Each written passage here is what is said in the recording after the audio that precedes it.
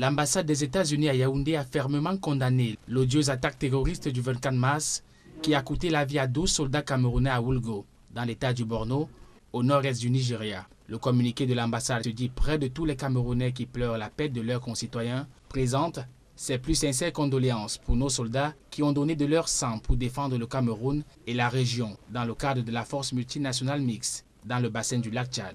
Chez les hommes politiques, le MRC, par la voix de son président Maurice Kamto, adresse ses condoléances aux familles des vaillants soldats morts et à la grande famille biologique des forces armées camerounaises, auxquelles il ajoute ses vœux de prompt rétablissement aux soldats blessés sur le front de cette opération, dénonçant les problèmes de management dans le haut commandement militaire ainsi que le problème de logistique.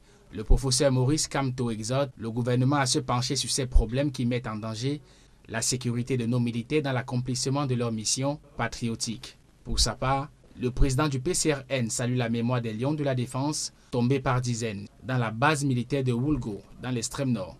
Pour Cabral Libi, chaque fois qu'un militaire meurt pour la patrie, c'est avec le cœur meurtri qu'il mesure le poids du sacrifice.